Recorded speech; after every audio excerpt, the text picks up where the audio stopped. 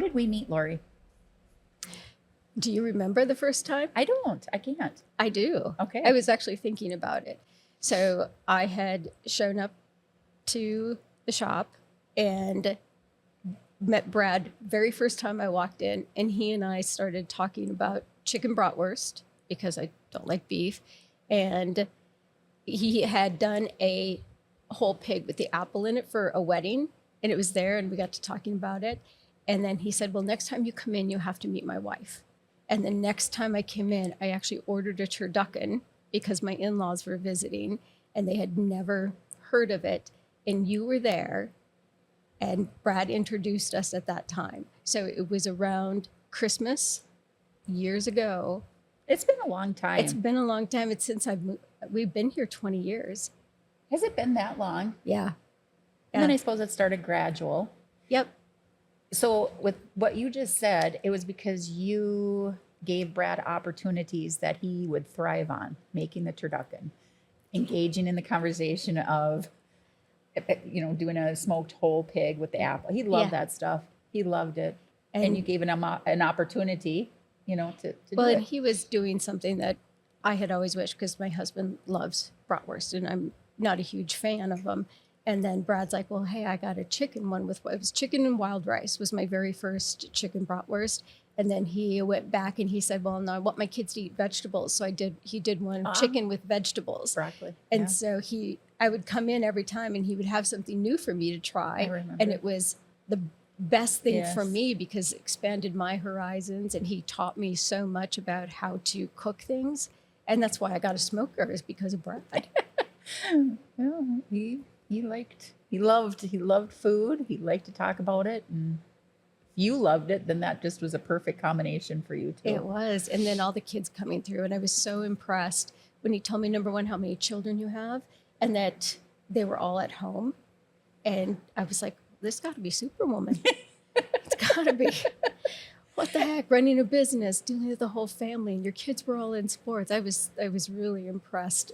And it was a match made in heaven, because it became very gradual. And it was very gradual.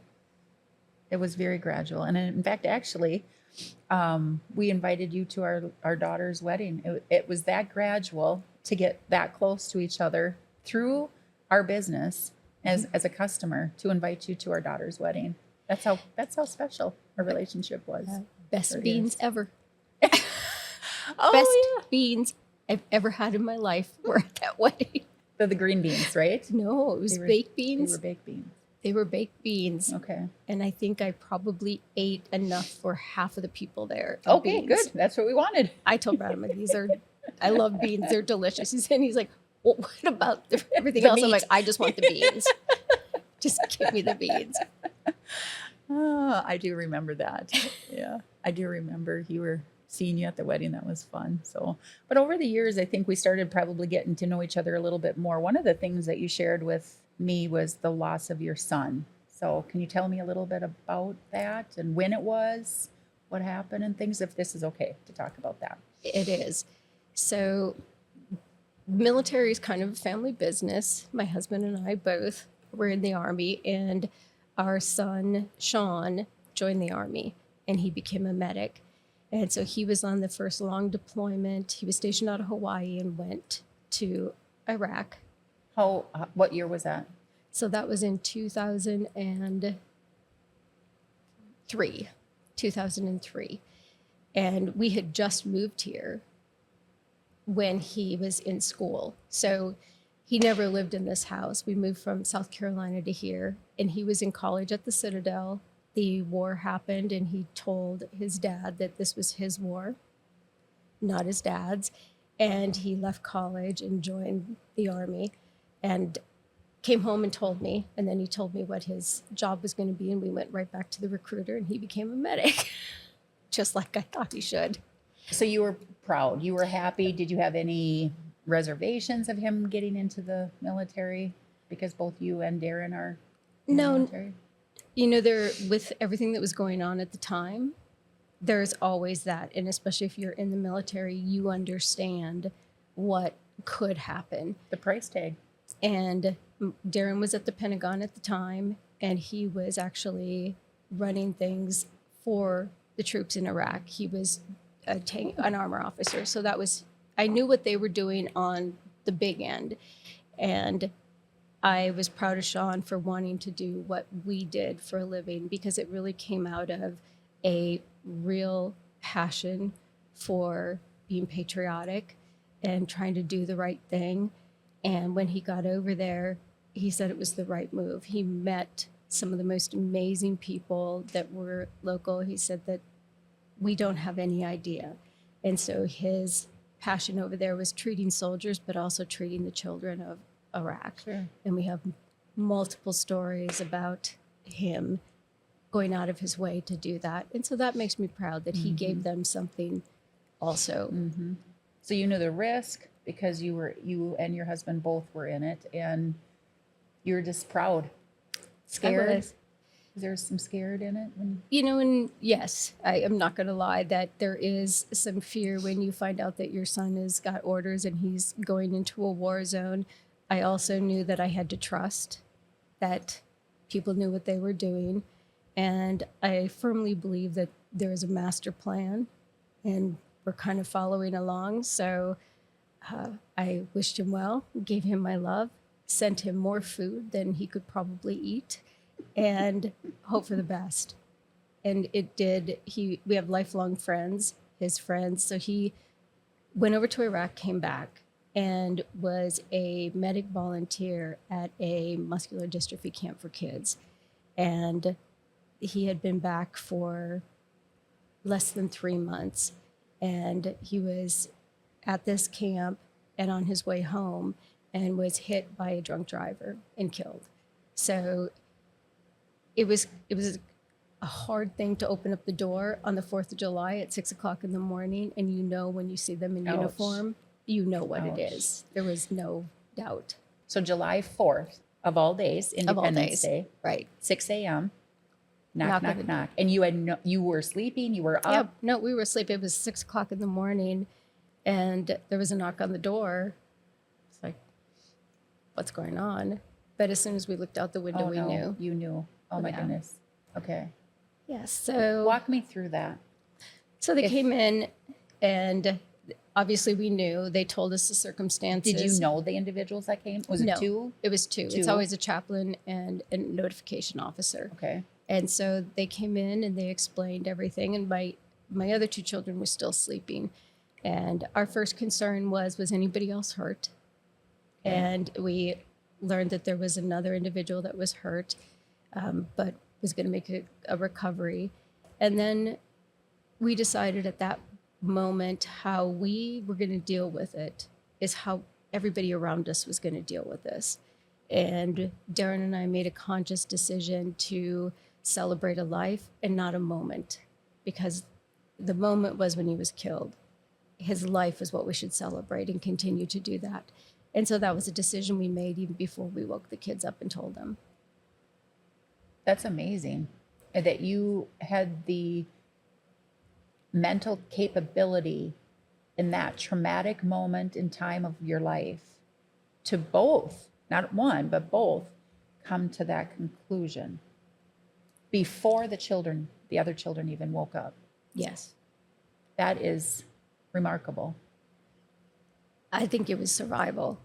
Okay. I don't think that, and I look back, I'm proud of how we handled it, but I think for me, it was surviving the moment, and I had to look at it like he wanted us to look at it. So before he left for Iraq, he told me, if something happens and I die, I want to make sure that part of me is buried where grandma can come and see me, and I want my ashes spread in Hawaii. So we knew that. And I'm thinking, right, you're a 21-year-old kid. Why are you thinking about this? At the moment that we were notified, we knew why he had said that, because I didn't have to think about it. Mm-hmm. We knew what he wanted. Mm-hmm. And that's what we did. What do you contribute that? Is that, I'm not in the military. I've never been in the military. My husband was not in the military. I have a son-in-law. That's a conversation. I don't know. Is that a common conversation to have? Like when you do go off, do you say, I mean, That's amazing to me that he even said that to you. So is that normal? I don't know if it's normal. Common? I'm sure that over there, because we 6 months later got a letter that he had written, and you see it a lot in the movies, that if I die, please give this to my family. Okay. And they had done that, and Okay. the individual that sent us the letter didn't find out Sean had been killed until 6 months later and sent us his letter. And so I think that he was being very practical, but I also think it's kind of what you do. Okay. Okay. And they all did it. Okay. Okay. And so we got that information. But I think he was more worried about his grandma, Okay. I think, than anything else, that making sure grandma's taken care of. Wow.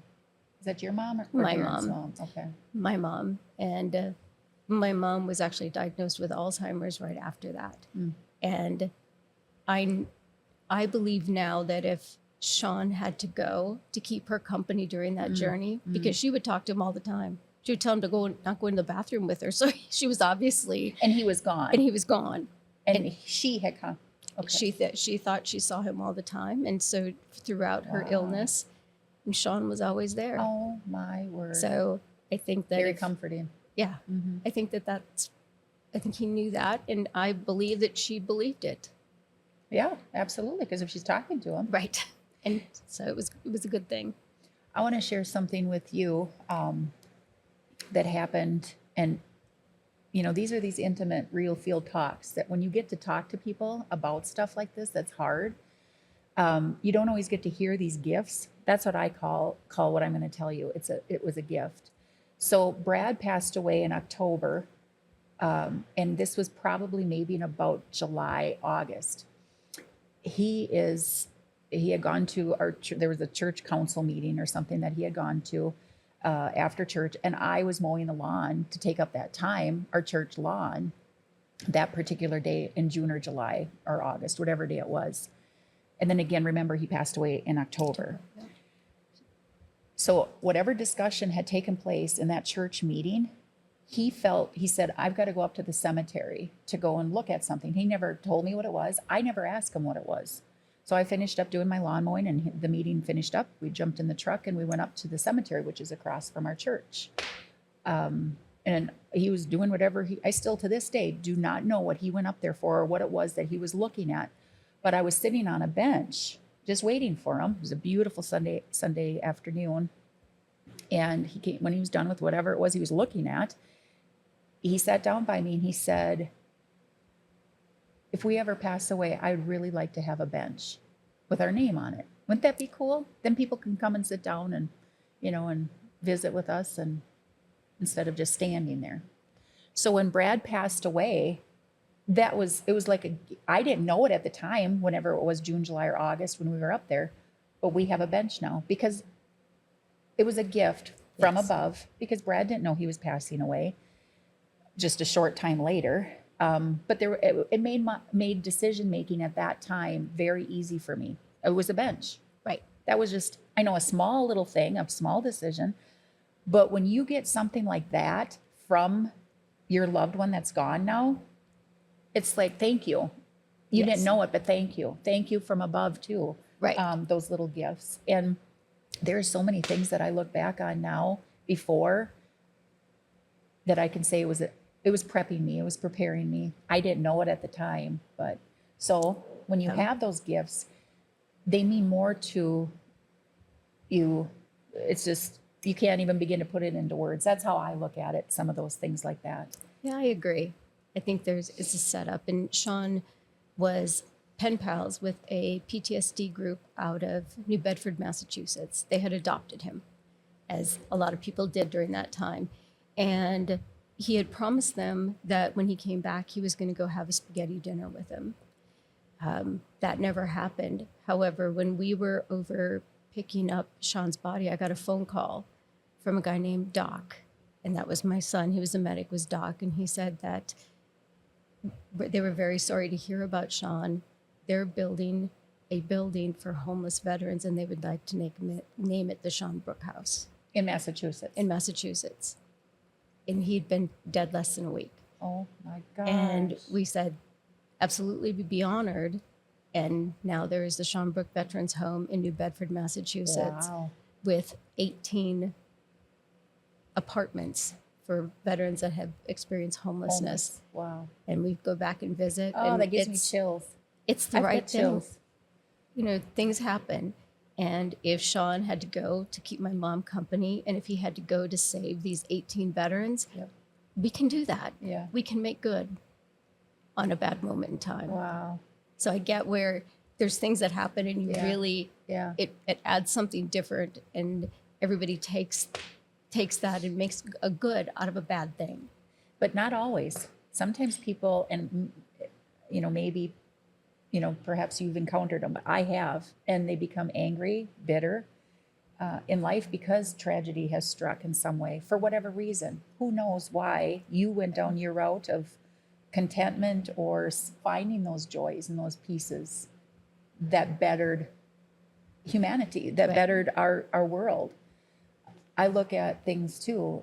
So it's not always. It doesn't always work that way. Well, I think for me, I get angry. There are days when I'm just mad because he's not here, especially when both my children got married. I was like, this isn't fair.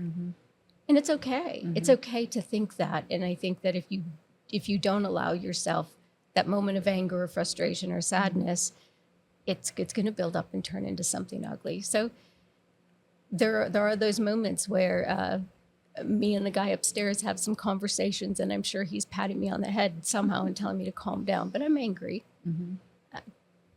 But it doesn't help me to stay in that. It helps me to move through it. Sure. What would you tell somebody that would say to you, Lauri, he's been gone for, let's say, 10 years, 10 years ago. He's been gone for 10 years. You need to move on. How would you handle something like that when you say to them, I get angry from time to time. How would you handle somebody like that would say something to you? I've talked to many parents who are in my situation, and what I tell them is whatever emotion you're going through is right for you. And it's not something you ever get over, ever. It's a piece of your heart that has been ripped apart. And there's slowly, the more good you do, I think that the more slowly that the heart gets put back together, Band-Aids or whatever you want to call it. And they need to be strong so they can hold you in those moments where your heart is breaking again. And I think that if we say that you can't feel some way, I mean, if somebody said he's been gone 10 years, move on. I have shoes older than 10 years that I hang on to. That's just, yeah. Okay. you know, if you think about it that right. way. Right. How are you doing now after, how many years has it been? 20. Does it get any 21. better? I don't like using words like this. Is it better? You learn to live with it, and that hole doesn't ever get better. You just learn how to cope with it. Coping. Okay. Coping Better. skills. Okay. I just don't like when people say, is it better? No, nothing will ever be better about that situation. I can make life better, but that situation really sucked. And I own that it was a bad situation. And that's when I cycle through, there's days when just some random thing will come up and I will be done. I'm like, I have to check out for a minute. But I made a deal with myself, and I think I've told you this, is that I would only cry when I was in my car by myself because I didn't want my children to see that. I didn't. So I would go for a lot of drives, and the poor people driving next to me must have thought, what's wrong with her? Because it was a big, ugly cries. And they still happen. Not as frequently, but they still happen. And that's why I think you have to, whatever you're feeling is right for you. Nobody can tell you it's 10 years, you should be over it. You don't. Whatever you're feeling is your feelings. And I think that those that aren't here any longer would respect that of us. You didn't close the door on them. No. You moved forward in life Right. without them. You didn't just shut the door. I made it a window. So it's a two-way kind of street. I think if we use that analogy, I didn't shut the door, but I definitely got a bigger window. And I always try to do things when I'm sad or when I'm angry that will make somebody else's life better. Mm-hmm. And it's a club that I don't ever want anybody to join. Mhm. I definitely didn't want you to join my club. Mm-hmm. Mm-hmm. And here we are Mm-hmm. in different ways, but Mhm. the loss is a loss. Mm-hmm. Do you ever feel like you're not complete? No, I don't. I think that there are times that an absence is felt stronger. But I know he would never want me to feel that way. Mm-hmm. And so I try to, he was in our life. He's still in our life. He Mhm. always will be, Mhm. just in a different Mhm.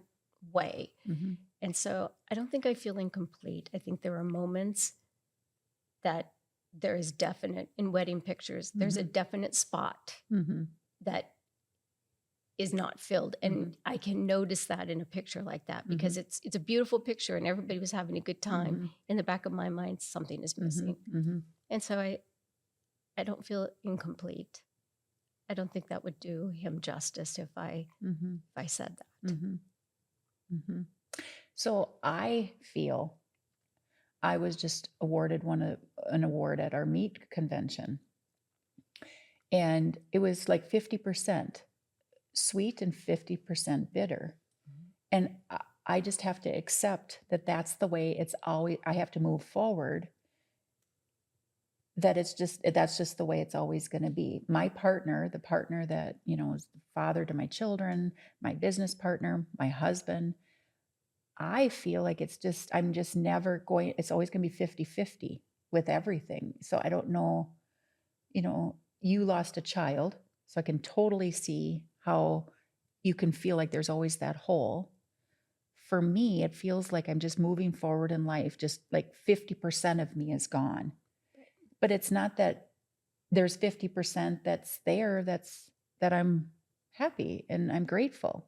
Right. Another grandchild, another, a wedding, or another success story, or a night when I go to bed and something didn't happen so good and 50% of me is gone. That's how it is for for me. So I Brad was all those things, and he was a great guy. I mean, I can see where it would be different with a spouse. mhm. But do you think it's 50% of you is gone, or is it 50% of you is still there? There's just a communication error. Well, of course it's communication. Yeah, but it's 50% sweet, 50% sad. I don't know how else to explain that.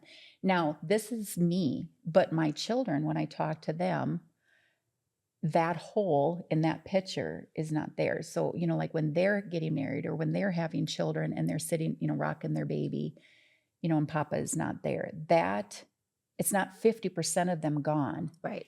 It's a hole that is void. Right. So it's really interesting to me when I talk to different people. Death is death. End of story. It's final. There's no way around that. It's just there. It's death. They're never coming back. But everybody works through it from their perspective. Right.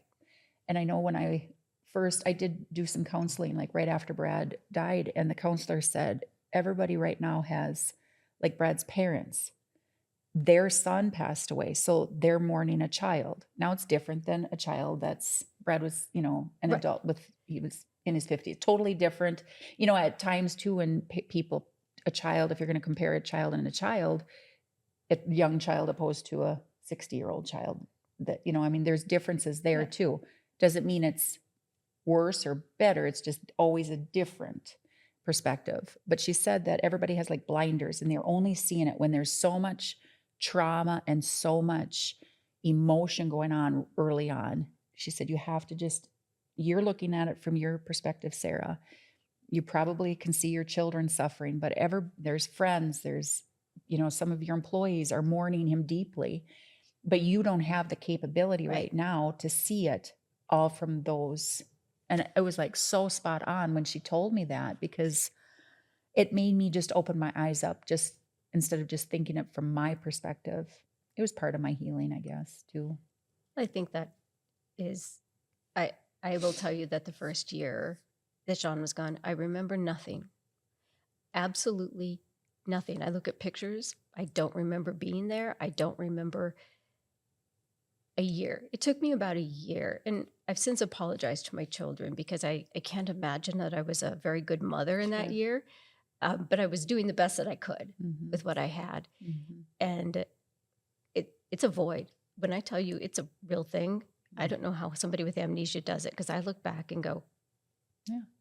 I don't remember any of this. I don't remember birthdays. I don't remember Mhm. weddings. I remember nothing. And the other piece that really hits me in the heart is after Sean's funeral, I would have severe anxiety going into a church for another funeral. Mm. Severe anxiety. I would have an anxiety attack. And so I stopped doing it. Mhm. And I can tell you that there have been very few funerals since then, because I literally have a panic attack. Like I don't know what's going on around me, Mhm. because I'm back in my moment. Mhm. It's a big trigger for me. I'm Mhm. back there. Mhm. And you're just safeguarding yourself. Yeah. It's you're coping. So I And you've tell learned people it. I'm sorry, Mhm. Mhm. but Mhm. I can't. Yeah. And it's been 20 years. Wow. Wow. This July 4th, it's going to be 20? 21. This past July 4th, it was 20. Okay. Wow. Yeah, that's amazing. How did you and Darren's relationship, because statistically, marriages don't weather that storm when a child passes away. We had something to work for. We had 2 children at home. Darren had just retired from the military. So truly, we were living together for the first time Mm. in a long time. So that was one issue. Wow. And then this happened. I think the saving grace for us was the Sean Brooke house, because it gave us both something positive Mm-hmm. to look forward to work at, and realize that there's hope.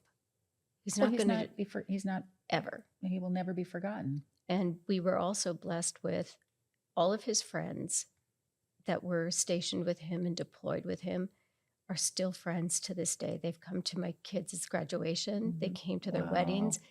We are going in a month to one of their kids, his roommate Mike. His first daughter is graduating, and we're invited. It's a family, Mm-hmm. and it's the strangest family probably that people will ever see. Sure. Mm-hmm. Is that they show up.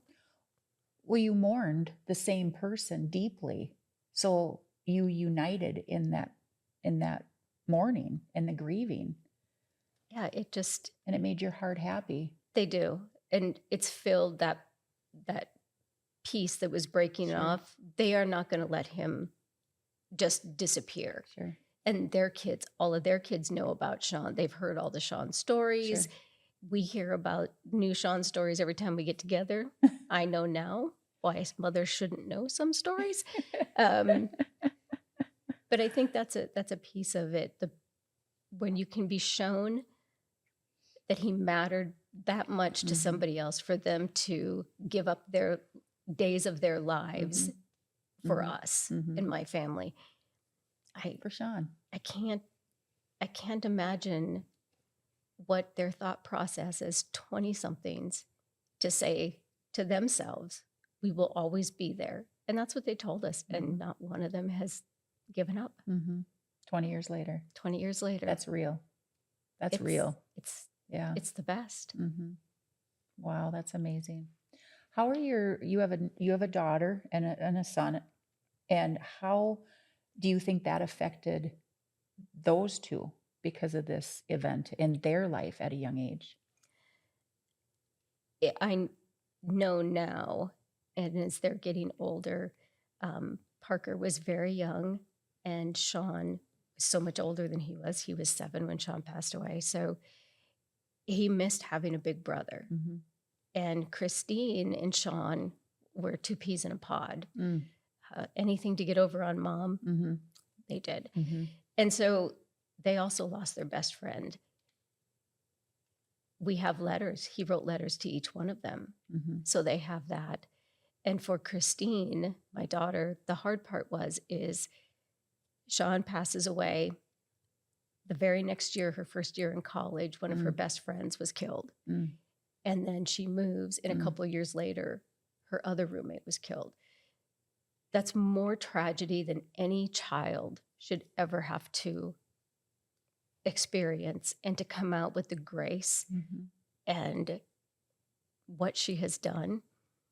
It's a testament to her and her internal fortitude to make good on bad Absolutely. situations. Wow. I did not know that. Yeah. I did not know that. Wow. It was tough watching Sure. your child go through that. Right. But and I think maybe part of how we approached Sean's death is how she then approached her friends.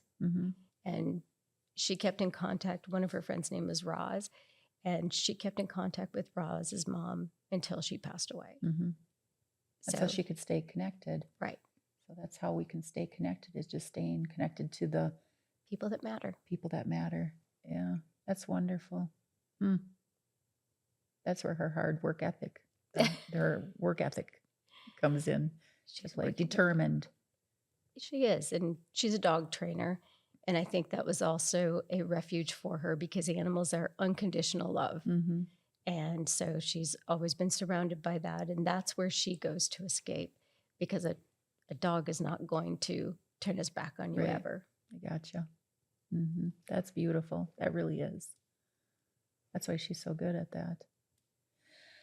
What can you take? So you know how you kind of, sometimes the older we all get, you could turn around,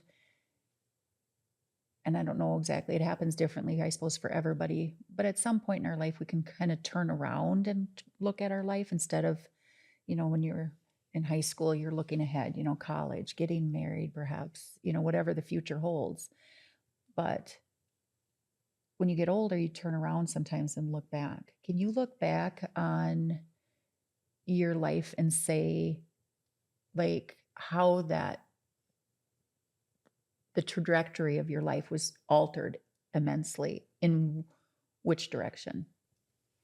I think for me, turning around and looking back is the same as forward. So leaving Minnesota and joining the military and having those experiences, getting married, I feel like I have a family, and I also understand that military family is what got me through. My family is great, but when you live 20 years with a certain lifestyle, which we did in the military, that's where my heart is. And I tried going to the civilian world, quote unquote, and I had a great job. I worked with great people, but my heart wasn't there. And I think it's the same for Darren. My heart is with military and with veterans. And I learned that. And after Sean, I knew it with every ounce of my being. That's your calling. That's what I am meant to do this. And I get to work with heroes every day. I mean, how many people can say that? And they're my family. So I think that every step along the way has reinforced where I am. And I feel like I'm right exactly where I should be. And every experience that I've had in the past, whether it be positive or negative, has brought me to where I'm very satisfied with my life right now. Do I miss Sean? Yes. Do I miss Brad? Absolutely. But those people in my life have taught me to be where I am now. And I need to be where I am now because of them, if that makes sense. It does. Absolutely, it does. So all of those people that have taught me, I want to make good on it. And I want to give it back. You radiate just love and grace and passion. You do. Well, thank you. You do. You stand out. I encounter, just like you do, I encounter a lot of people every day. And you do radiate. And it's a pleasure to know you. It's a pleasure to call you my friend. I don't want to quite wrap this up, but I don't want to lose this feeling that I have with you, just the way you worded it. There's so many negative things in the world. There really is. Every day we could go and 100 things are negative, but I think it takes a lot of work to surround yourself with good people, positive people, people that have good visions, good insights, good perspective on life. And you're definitely one of those that I'm happy to be surrounded. And I work hard. A person has to work hard on that to be around people like that. So thank you for that. Thank you. Brad was right that day. I needed to meet his wife. And amazingly, here we are. Here we Isn't that are. cool? I know. Yeah. Is there anything you want to talk about, like in the military? Just, I think that's I don't want to just, I think it's important that we did talk about the real feelings of Sean and things, but I think also that real feel of your veteran, the military life. I mean, how old were you when you joined the military? 21. And what made you? It was back during a recession. Jobs are really hard. And the true story is I wanted to go to Germany. So that's it. I wanted to go to Germany.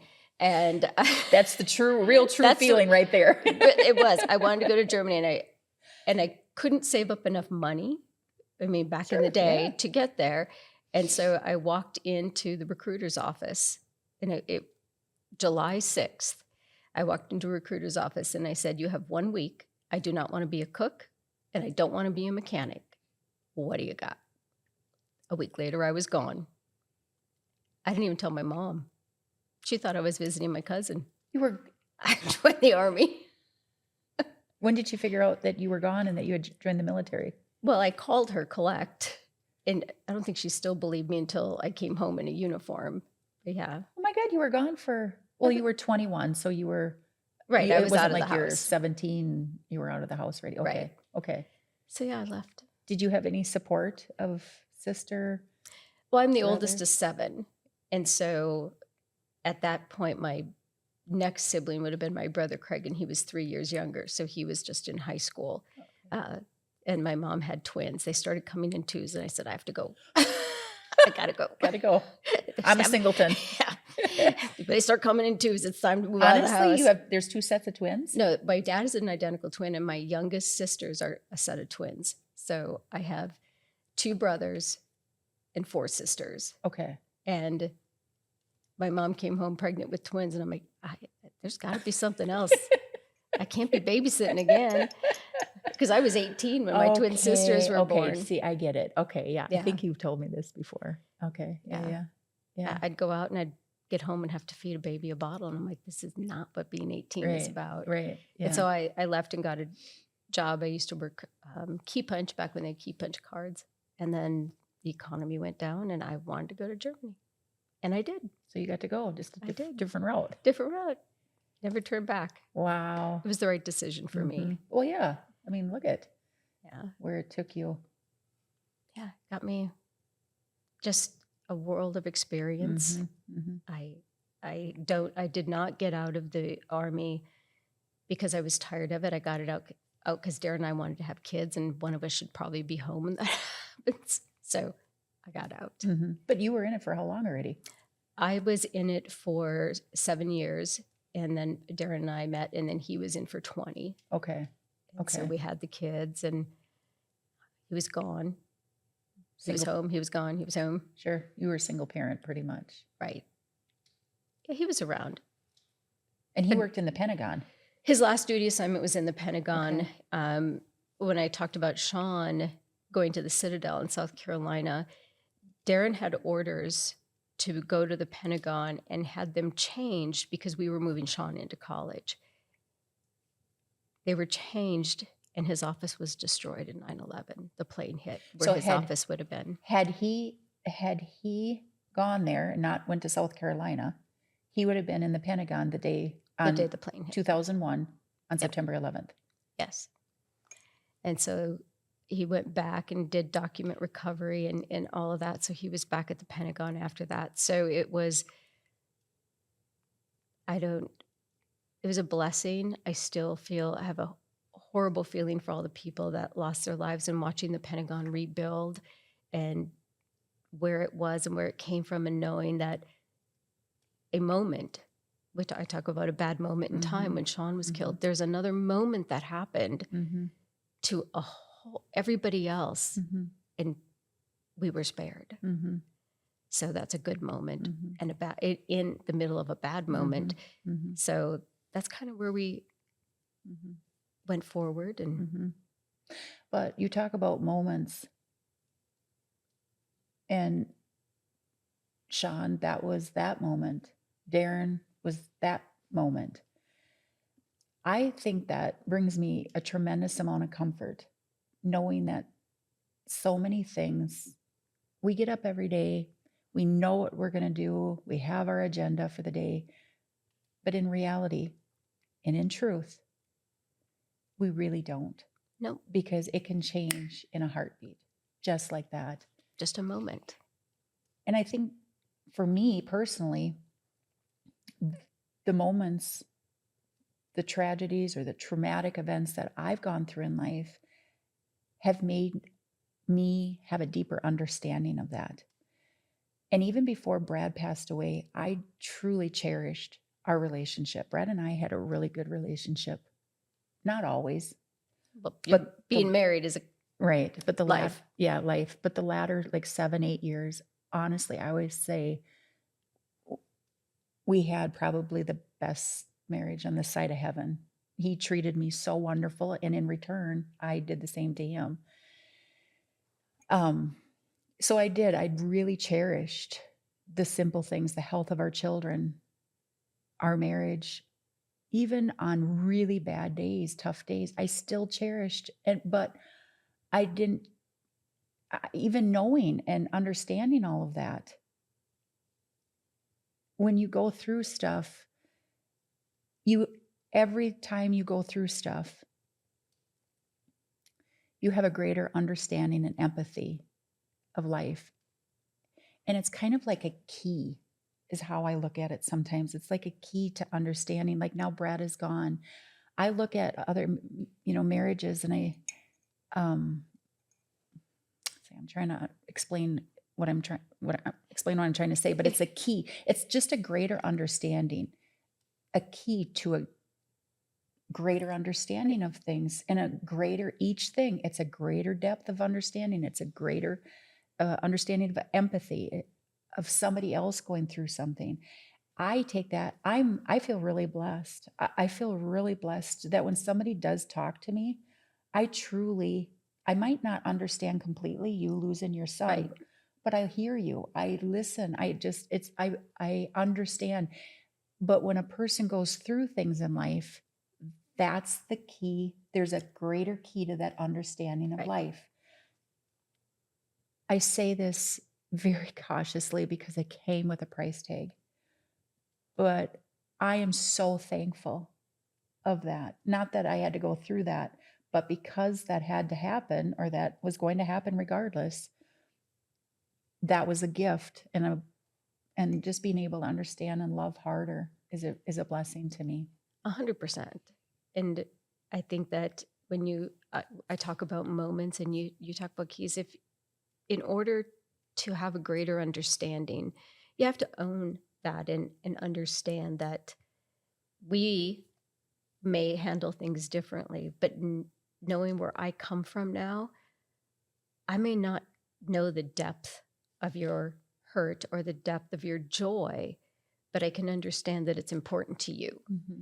And that's all that really matters, Mm-hmm. is then what you do with it. Mm-hmm. As long as you can find your path and help somebody else get to their path, I think it's a really big blessing. Mm-hmm. And again, the fact that you've lost Brad and I've lost Sean, we've also lost other people in our lives, is Mm-hmm. that every single one of those negative moments has spurned joy in another way. Mm-hmm. That we might not have seen, Right. or caught, If we hadn't. if we had not gone through that. Right. Yes. And that's a hard thing to verbalize. But It is extremely hard. It's extremely hard because there's so many emotions that come with that. And there's, like, I think our honest, talk, we can say that to each other, but somebody that's like maybe very bitter, right. very angry, I wouldn't feel comfortable probably sharing that with somebody because they're maybe not quite there yet or quite ready to view it that way. Yeah, and I think that's where you get as you said before, it's been 10 years. Mm-hmm. I think that's somebody that doesn't have that depth. And me, I hope they never have to feel that. I hope that they never have to be in that moment. Mm-hmm. And so I'll give them some grace because I'm so glad you haven't had to experience Right. this. And so I think that also is hard to do because sometimes you just want to throw up your hands and go, you have no idea. Yeah. But you can't because I ask you that question because I've had that, it's been a year. And I think, I set that question up because it's a very hurtful question. And if you actually say that to somebody, you clearly haven't been through it because you would never dare say that to anybody, no matter how long it's been. Right. And no matter what relationship it was to you, I was just talking to somebody that was, newly divorced. The pain that they're going through right now I've never been divorced, but I'm very careful and cautious of how I'm approaching it because they're, having to say like, I'm starting all over, what'd she say? She's 42 years old. I'm starting all over. I have 3 kids, so much baggage. I can't even imagine what that must feel like. Right. To have to start over. But I know because of the things that I've been through, not a divorce, but I know that would be very hurtful, to say, at that time, just listening. That's why I think that it's important. And I think I've actually said this to you. You will know what is right for you. Nobody else will. Mm-hmm. And I respect whatever that decision is that makes you happy. But there's no timeline. And there may never be. And that's okay. That's okay. And it's none of my business. Just be there. Yeah. Just be there. Listen. That part of it's, why would I? So I get that. And divorce is a loss. Terrible. And I think that would be really difficult. I have never experienced it either. But I think that those words are very hurtful. But it shows who they are. And not that they're mean or anything. Right. They just don't know. They just don't know at that time. And showing them grace, like you said. Is there anything else that you'd like to talk about? I think we covered a whole pile of stuff. We really did. This is it. This is my dream right here, Lauri. This is my happy vision for you. And I think, now you and I share this, but there's other situations. I mean, it'll spur other real conversations of wherever we want it to lead. Next it might be somebody that's divorced. And then I can say, I don't know how that is. And then we'll start that. Right. But I think it's these feel conversations that need to be had. Well, and I don't think people should be afraid to have them. And I think that's a key part. People don't talk to me about Sean if they don't know me because they're afraid. But if I don't want to say something, I'd rather say, do you want to talk about this? And you say, no. Okay, fine. Next. Yep. It doesn't hurt my feelings. Right. But if you have a question, ask it rather than shy away from it. And that goes for anything in life. Anything in life, just, it doesn't have to be just pertain to death. It can be a loss of a business. It's going to be publicized in the paper. All the people are going to know about it. So a loss of a business, you put your heart and sweat into it. Well, what do you want to do? Go talk at the local liquor store and talk about it? I'd rather have you come and talk to me, about stuff. So it's not just about death. It can be about anything in life. Just being open. Yeah, I think that in honesty, I think that there are some things that you don't want to talk about, and it's okay to say no. Okay. I think that's in this society, especially with social media. Yes. Sometimes it's okay to say no. And you don't have to explain yourself, Absolutely. but respect the no, or respect whatever decision that the other individual gives you. It doesn't have to be antagonistic. No does not have to be antagonistic. Correct. Yes. I think no can just be no. Right. Yeah. Yeah. And my point too is it doesn't have to be just death. It can be, there's so many things that people are struggling with in life. Yeah. Really. And just finding that right person to talk to, or just feeling comfortable, being trustworthy. And you know what? You might be helping somebody and you don't even know it. So I had an old mentor that this, if you've ever heard me use this phrase, but she always told me, you don't know what's in somebody else's checkbook.